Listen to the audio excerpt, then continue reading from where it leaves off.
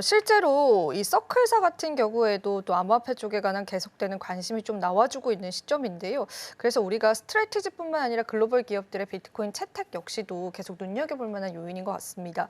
그럼 또 이어진 내용들도 계속 한번 들어볼까요? 네, 살펴보도록 하겠습니다.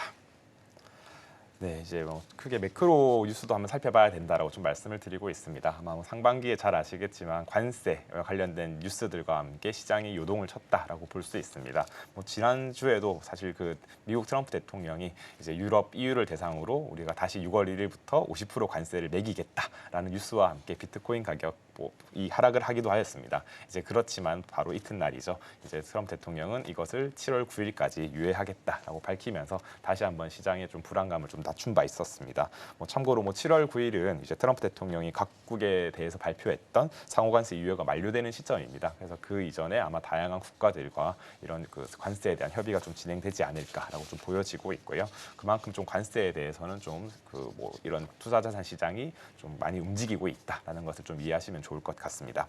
그래서 유럽 관련, EU 관련해 가지고 트럼프 대통령이 이제 관세를 어떻게 좀 매기고 또는 이제 좀 긍정적으로 하는지에 대해서 좀 정리를 해보았는데요. 사실 2월 26일에 이제 트럼프가 EU산 수입품에 대해서 25% 관세 부과 계획을 밝힌 바 있습니다. 이제 그러면서 좀 시장이 요동을 쳤고요. 그다음에 추가로 3월 달이죠. 3월 12일에 모든 철강 및 알루미늄 수입품에 대해서도 25% 관세를 추가 적용하겠다라고 밝혔고, 이것은 2018년에 있었던 협상을 제거하고 알루미늄에 대한 세율을 좀 인상한 조치로 이제 평가가 되었습니다. 동시에 이튿날이고 3월 13일인데요. 트럼프는 EU가 이제 미국산 위스키에 대해서 50% 관세를 부과할 경우 유럽산 와인, 샴페인, 증류주에 대해서 200% 관세를 부과하겠다라고 또 경고를 한 바 있고요. 4월 초, 4월 2일에 이제 상호관세 정책의 일환으로 EU산 수입품에 대해서 20% 관세를 또 부과하겠다라고 밝혔습니다. 또 보시면 4월 9일에 EU는 미국산 수입품에 대해서 25% 보복 관세를 하겠다라고 하였고, 이것은 4월 15일부터 발효될 것이다라고 밝힌 바 있습니다. 이후에 다시 90일간 유예를 하겠다 좀 조용해졌으나 최근이죠. 5월 24일에 트럼프가 EU산 수입품에 대해서 50% 관세를 부과하겠다 했고, 이튿날 5월 25일에 이렇게 6월 1일에서 7월 9일로 연기하겠다 밝히면서 시장을 되게 혼란하게 많이 만들었던 것 같습니다.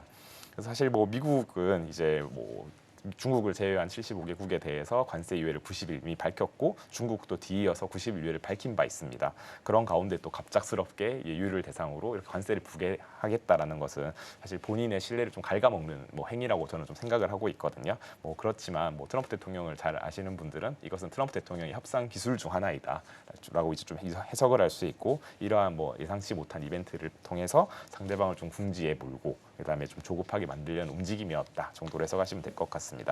때문에 트럼프 주변에 있는 이제 경제 참모진들이 좀 진땀을 많이 흘리는 모습을 보여주고 있습니다. 트럼프 대통령이 이제 이렇게 좀 강하게 밀어붙이면 조금 완하게, 유연하게 이렇게 좀 해결하려는 모습을 좀 보여주고 있고요. 그래서 이것들이 관세라는 것이 어떻게 좀 매듭이 되는지 이런 거 좀 잘 지켜보면서 저희 시장 반응을 좀 살펴봐야 될 것 같습니다. 네, 그래서 저희 주요 경제 지표도 한번 살펴보면 좋을 것 같습니다. 그래서 이번 주에 있었던 같은 경우는요, 월요일에 파월 의장의 연설이 있었고, 이제 5월 27일에 컨퍼런스 보드 소비자 신뢰도 지수 발표가 있었습니다.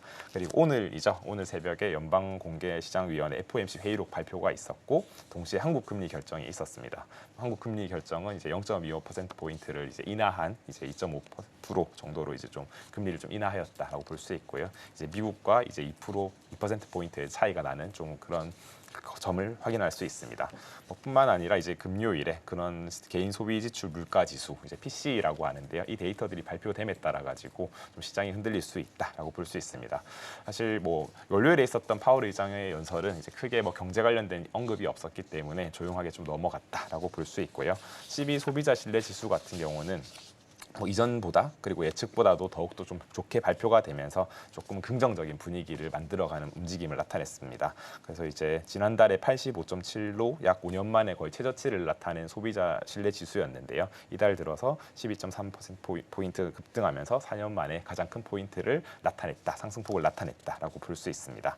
그래서 FOMC 회의록 같은 경우는 오늘 새벽에 발표되면서 시장이 약간 좀 겁을 먹었다라고 좀 표현을 드릴 수 있는데요. 이제 물가에 대한 우려가 있고, 그리고 실업률이 좀 증가할 것이다라는 우려가 좀 제기가 되면서 아직 금리 인하하기에는 뭐 좋은 시기가 아니다라는 정도의 스탠스로 나타났습니다. 뭐 때문에 앞으로 있을 6월, 7월에 있을 FOMC에서는 거의 금리가 동결될 확률이 높다라고 시장이 계속 받아들이고 있고 이제 앞으로 있을 9월 FOMC에서 어떻게 좀 그때의 좀 인하 가능성은 점쳐지고 있지만 그것 또한 이제 데이터들을 기반으로 좀 결정되는 것이다 보니 아직은 좀 조심스럽다 정도이기 때문에 뭐 미국 주식시장도 약간 하락을 하였고 가상자산 시장 같은 경우도 좀 하락을 한 바 있습니다. 이제 그렇지만 이제 내일 나타날 PCE 지표죠. 이제 결국 물가 지수에 따라 가지고 이제 어떻게 금리를 결정할지 결정을 하게 되는데 이런 PCE 물가 지수가 조금은 안정적으로 나타난다 하면은 이제 금리 인하에 대한 가능성이 높아지면서 시장은 좀 좋게 반응할 가능성이 있고 반대로 이제 물가 지수가 좀 높게 나왔을 경우에는 인플레이션 우려가 좀 제기가 되면서 좀 시장이 좀 하락할 가능성도 있다라는 점 좀 살펴보시면 좋을 것 같습니다. 사실 미국 PCE 물가 지수는요. 이제 CPI라는 것도 있고 PCE라는 것이 있거든요. PCE 같은 경우가 개인 소비 지출 물가 지수인데요. 이것이 이제 연방준비제도 페드가 조금은 이제 선호하는 인플레이션 척도로 뭐 이해하시면 될 것 같습니다. 뭐 이 지수들 같은 경우가 소비자들이 지출하는 다양한 상품 그리고 서비스에 대한 가격 변화를 좀 나타내는 것인데요. 이것도 결국 헤드라인 PC라는 것이 있고 또 코어 PC라는 것이 있습니다. 헤드라인 PC 같은 경우는 에너지 그리고 식료품 등 좀 변동성이 큰 항목 등을 포함한 전체에 대한 이제 물가 지수다라고 보시면 되고요. 코어 PC 같은 경우는 뭐 한글로는 근원 PC라고도 표현을 하긴 하는데요. 이게 에너지 그리고 식료품 이제 변동성이 크기 때문에 이것을 제외한 물가 지수다라고 보시면 됩니다. 뭐 때문에 페드가 인플레이션 목표가 지금 한 2%이거든요. 이것을 설정할 때 주로 참고하는 지표다라고 좀 해석을 하시면 되고 이 PC 지표가 뭐 여기 보시면 다 별 3개로 되어 있지 않습니까? 이제 별 3개로 좀 중요한 이유가 크게 3가지가 있는데요. 경제 동향 판단의 주요 지표다라고 볼 수 있습니다. 뭐 PCE 상승률은 이제 소비 지출의 변화 그리고 인플레이션 압력을 이제 동시에 보여주는 지표다라고 볼 수 있고 두 번째로는 정책 결정의 기준이 되기도 합니다. 앞서 말씀드렸다시피 패드에서 이러한 통화 정책의 방향에 대해서 좀 참고하는 지표이기 때문에 핵심적인 역할을 하다라고 보시면 되고 세 번째로는 시장에 영향을 주기 때문입니다. 뭐 말씀드렸다시피 이게 좋게 나오면 뭐 시장은 좀 긍정적으로 좀 안 좋게 나오면 좀 부정적으로 반응하기 때문에 이것을 좀 잘 지켜볼 필요가 있다라고 말씀을 드립니다. 네, 그래서 뭐 전반적으로 뭐 다양한 뉴스들도 살펴보았는데요. 이제 저는 아직까지 2025년은 충분히 뭐 좋은 긍정적인 내용이 있을 것이다라고 바라보고 있습니다. 뭐 단기적인 사실 노이즈나 잡음들은 있을 수 있습니다. 뭐 이런 악재들도 충분히 나올 수 있고요. 이제 그렇지만 이제 처음부터 보시면은 이제 관세 갈등 해소에 대한 저는 긍정적인 뭐 뷰를 바라보고 있습니다. 이게 지금 악재로 계속 작용을 하고 있지만은 결국에는 이제 해소될 것이다라는 시간이 사실은 지나가면 해소가 될 것이기 때문에 그것이 하나 둘 해결될 때마다 좀 시장이 긍정적으로 반응하지 않을까라고 보여지고 있고요. 그리고 아까 앞서 말씀드렸던 이런 물가 그리고 실업률 이런 고용 지표들이 조금 더 긍정적으로 우회가 되면은 이제 금리 인하에 대한 기대감이 더욱 커질 것입니다. 사실 금리가 인하되는 것도 중요하지만은 이런 뭐 매 FOMC 회의에서 이제 금리 인하가 될 것이다라는 이제 그런 워딩만으로도 되게 시장은 빨리 반응을 하거든요. 이제 그렇기 때문에 금리가 인하가 될 것이다라는 그런 가능성이 높아질수록 시장은 더욱더 좀 긍정적으로 반응할 것이다라고 바라보고 있고 금리가 인하가 된다라면은 결국에는 금리 인하에 따라서 이런 유동성이 더욱더 증가가 될 것이다라고 보고 있습니다. 저희가 뭐 계속해서 뭐 글로벌 M2도 많이 말씀을 드리고 있는데 글로벌 M2가 이렇게 증가함에 따라서 이런 자산 시장 가격은 올라가기 마련이기 때문에 그런 것을 조금은 더 지켜볼 필요가 있다 보시고. 뿐만 아니라 금리 인하도 중요하지만은 지금은 이제 그 양적 긴축 모드이긴 하지만은 이것이 계속 점점 완화가 되고 있습니다. 그래서 양적 긴축이 종료가 되는 시점, 그 시점에는 이제 양적 완화로 전환되는 시간이 있을 텐데 그 시기가 나타난다 했을 때는 뭐 충분히 또 유동성 측면에서 더욱 좋지 않을까라고 볼 수 있습니다. 네. 다양한 긍정적인 시장 환경 변화를 확인을 해볼 수가 있었습니다. 관세 같은 경우에도 그 갈등이 좀 완화된 모습들이 확인이 되고요. 또 금리 인하 시기를 우리가 기다리고 있는 부분들도 긍정적으로 볼 수 있겠습니다. 알트코인 ETF 승인도 좀 조금 더 체크를 해보면 좋을 것 같은데요. 네. 최근에 SEC 쪽에서 알트코인 ETF 승인은 좀 계속 기한을 미루는 모습이 보이더라고요. 이건 어떤 의미로 좀 해석을 해볼 수가 있을까요? 네, 맞습니다. 지금 이제 말씀 주셨다시피 뭐 다양한 알트코인 ETF에 대한 신청이 되어 있습니다. 뭐 대표적으로는 XRP 그리고 솔라나, 뭐 라이트, 그 체인링크 등등에 대한 코인, 라이트코인도 있고요. 이제 이랬는데 아직까지 이런 SEC가 그 XRP와 소송이 좀 진행 중인 게 매듭이 지어졌지 않거든요. 이제 원래 매듭이 지어지나 기다리고 있었는데 그것에 대한 매듭이 정확하게 지어지지 않았기 때문에 아마 그것이 종료가 된 이후에 나타나지 않을까 정도로 좀 시장은 바라보고 있고요.